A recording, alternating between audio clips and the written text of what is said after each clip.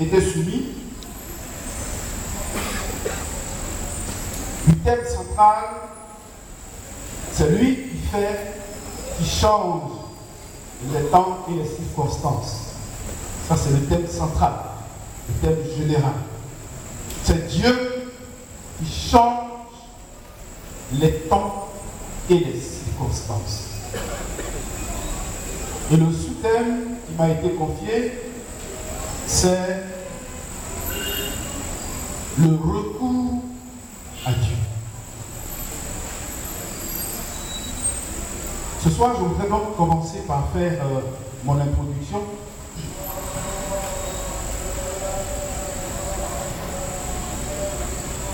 Dieu, de par sa nature,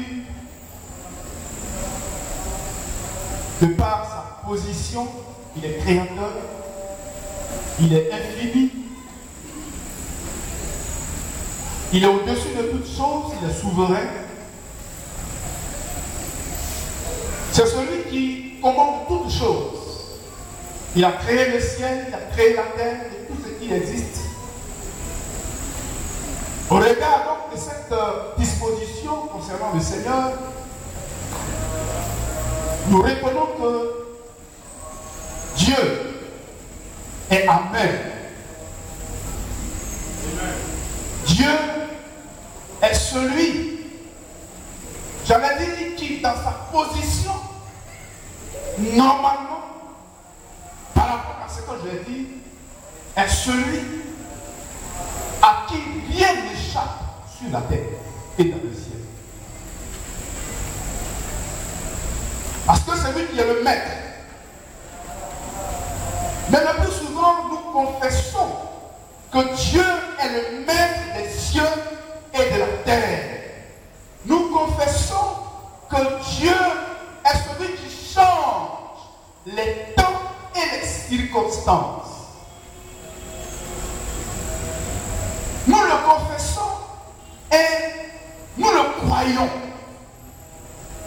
Mais la difficulté est souvent que cela s'applique dans notre vie. Lorsque nous sommes devant les réalités, il nous arrive souvent de nous poser des questions. Où est ce Dieu qui change les temps et les circonstances? Où est ce Dieu qui est capable de tout faire? Pourquoi je souffre? Pourquoi le temps passe?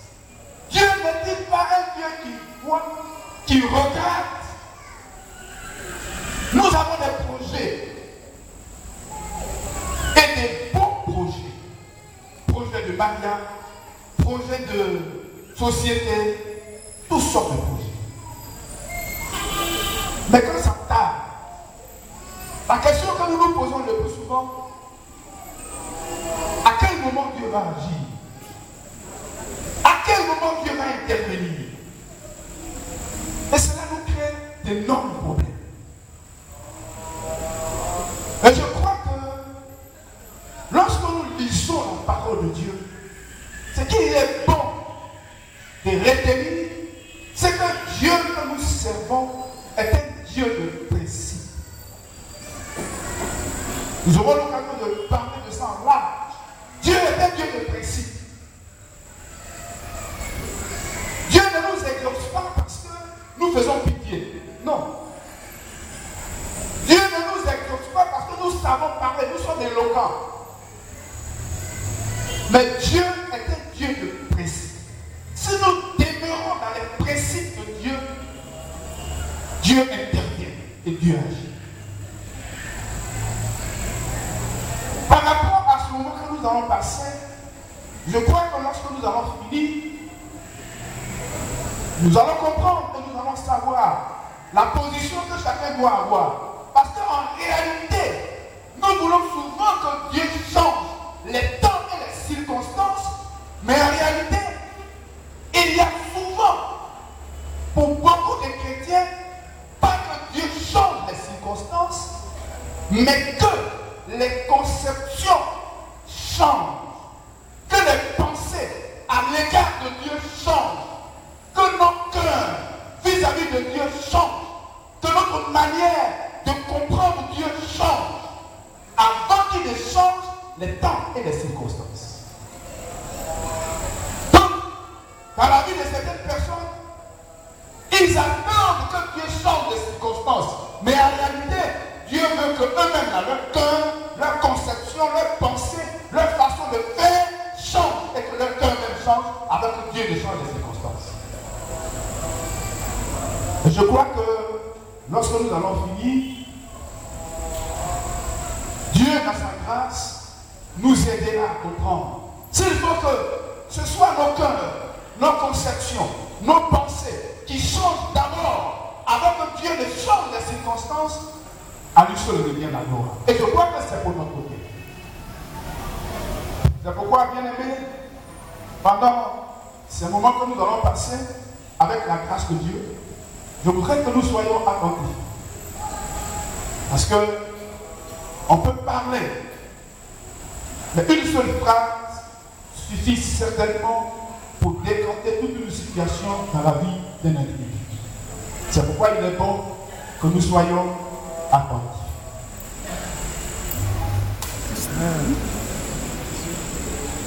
Deuxièmement, après l'introduction, je voudrais situer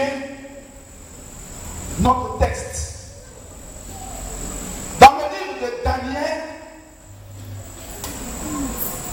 où il y a notre texte qui nous parle de Dieu, il change les temps et les circonstances. Daniel, le chapitre 2, à partir du verset 20, 21. Daniel était en captivité en Babylonie sous le règne de Nebuchadnezzar ou Nebuchadnezzar. C'est la même personne. Alors, il est arrivé un jour où le roi a fait un songe. Il a fait un songe, mais il ne comprenait pas le songe. Il a donc invité ces magiciens, ceux qui interprètent les songes, pour venir lui interpréter le songe. Et lorsqu'ils sont arrivés, il leur a dit, j'ai fait un songe, mais je voudrais que vous puissiez m'interpréter le songe, me donner la signification du songe que j'ai fait. Mais mon problème, c'est que non seulement je ne connais pas la signification, mais j'ai oublié le songe. Donc vous, donnez-moi le songe que j'ai fait et donnez-moi l'explication. Alors, ces magiciens, ces spécialistes, entre guillemets, ont voulu gagner du temps. Et le roi leur a dit, avec menace, si vous ne me donnez pas et le songe et la signification du songe, je vais vous tuer et je vais détruire vos demeures. Ils ne pouvaient pas. Et ils ont dit, ce que tu demandes là, le seul Dieu peut le faire. Il a commencé à mettre en exécution sa sentence, a commencé à tuer les magiciens.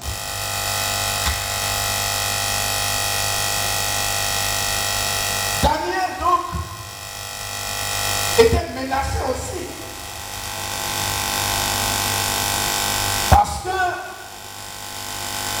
il devait être tué, tuer ses compagnons. C'est ainsi que Daniel a eu vent de ce qui se passait et il a appelé un des serviteurs qui s'appelait Arjot. Il lui a dit qu'est-ce qui se passe. Il lui a expliqué. Et il a dit, laisse-moi voir le roi. Il est allé voir le roi et lui a dit, roi, il faut arrêter de tuer les gens. Donne-moi le temps. Je vais consulter Dieu. Je reviendrai et donner et le songe et la signification du songe.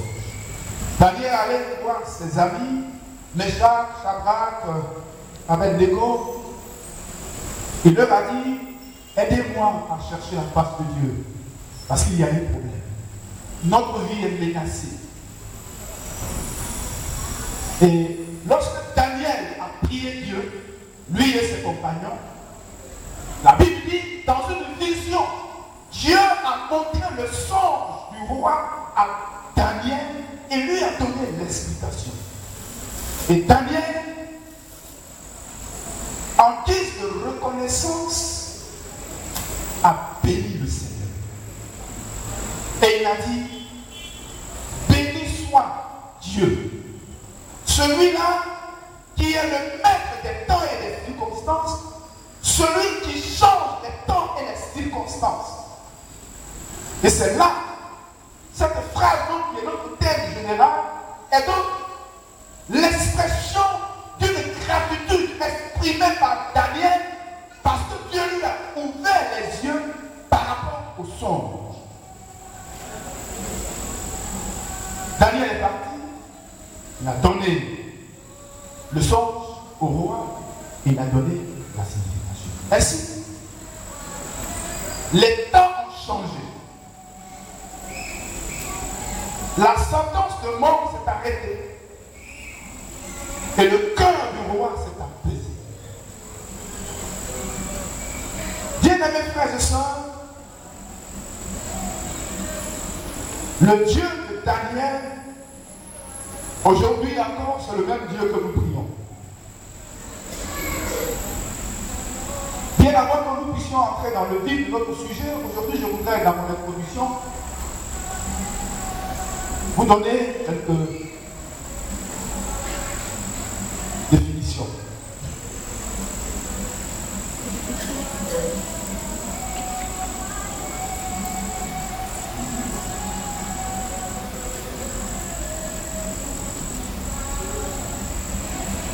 Le temps, parce que c'est du temps qu'il s'agit, la définition du temps.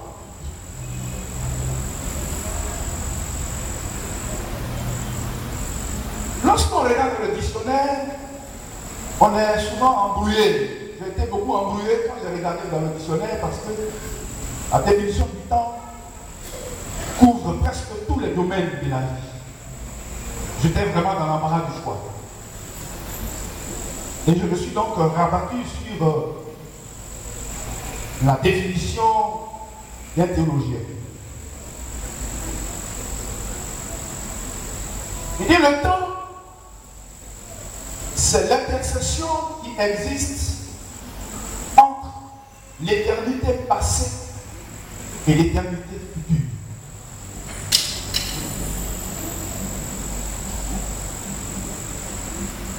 Le temps, il est lié à l'espace et à l'environnement. C'est pourquoi Dieu a créé la terre et le ciel. C'est au milieu de ces deux environnements qu'on parle de la notion du temps.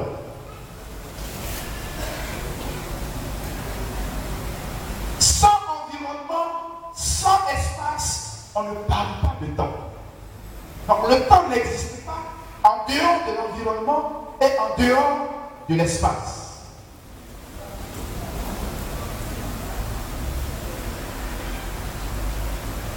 Je vais donner une image pour bien comprendre, bien faire comprendre ce que je veux dire. Le temps a été fait pour l'homme, pas pour Dieu. Je crois que si nous avons compris, notre façon de prier va changer, ou notre façon de croire en Dieu va changer. Le temps ne concerne pas Dieu. J'aurais pu demander un tableau, mais ce n'est pas grave. Le temps ne concerne pas Dieu. Je peux représenter l'environnement, Le ciel et la terre, le passé et le futur par un cercle. On le représente par un cercle. Le cercle, à l'intérieur du cercle, c'est l'environnement. Le passé et le futur au milieu. Ici en bas, la terre et le ciel. Donc, au milieu de ces quatre éléments se trouve le temps. Mais Dieu, lui, il est en dehors de ce cercle qu'est l'environnement et le temps. Donc Dieu, il est à la fois en dehors du temps, il contrôle, il voit le passé, le présent et le futur à la fois. Et en même temps, sur la terre, dans le ciel, j'allais dire d'un coup d'œil, Dieu contrôle tout et il maîtrise tout. Donc Dieu n'est pas concerné par le temps. C'est pourquoi quand on prie, on dit non, est-ce que Dieu ne voit pas que moi je suis en train de vieillir?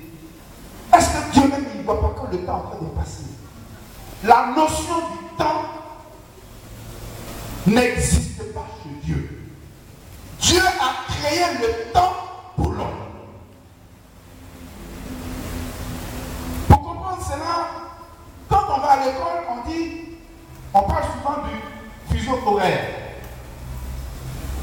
Les pays qui sont sur le même fuseau horaire ont les mêmes heures. Mais si, ici en Côte d'Ivoire, il fait jour, ailleurs, il fait nuit. Donc actuellement, pendant où nous sommes, où il fait nuit, ailleurs, il fait jour. Donc c'est pour dire que c'est l'environnement qui conditionne le temps. Donc Dieu ne peut pas être conditionné par le temps. Il n'est pas régi par le temps parce qu'il n'est pas dans l'environnement. Il est au-dessus, en dehors de l'environnement et il contrôle, il regarde, il voit l'environnement. Dans le livre de 2 Pierre, le chapitre 3, le verset 8, il a dit qu'un jour devant Dieu comme 1000 ans, et 1000 ans à ses yeux sont comme un jour.